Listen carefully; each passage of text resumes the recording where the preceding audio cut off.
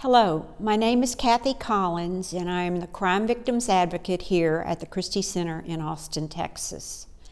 I'd like to tell you the story of how I came through the doors and met Don and Susan Cox. In 1989, December, my brother was murdered in Austin, Texas.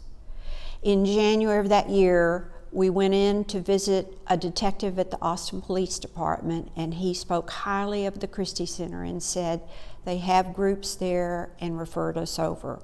At that time, it was called For the Love of Christi, and my mother and myself went to meet with Susan and several other volunteers that worked at the center. It was amazing. She opened her arms, embraced both of us, and gave us such hope. I was concerned for both my parents. He was my only sibling, and I wanted to make sure they were going to be okay. I recently was divorced and had 4 sons, the ages of 11 to 18 months. So I was pretty busy, so I wanted to make sure that they would be able to be there for me. They immediately started coming to the meetings and gave such great support to others.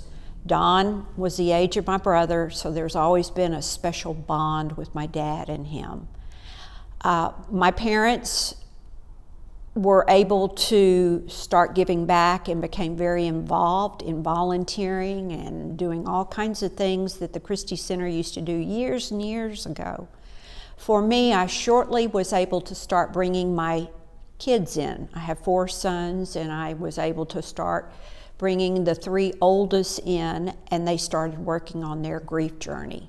At that time, Susan facilitated the Kids Who Care group, and it was a wonderful experience for all my children at that time. And I believe they got the foundation of how to work with grief and how to deal with grief. So I was very, very happy for that gift from them. Back in 1995, I began kind of shadowing under Don and Susan, and I learned everything there was possibly to see about grief. I went to presentations with Susan. I helped her out in talks. I was always present to learn as much as I possibly could. At that time, I decided that I was ready to start being useful to them, and I started doing several panels. I started volunteering with the Kids Who Care program and found various ways to help with the outreach at the Christi Center, and especially with the crime victims. Within about several years after that, I lost my mom, and at that time it was devastating for me. I felt totally lost, and I know my dad also felt lost.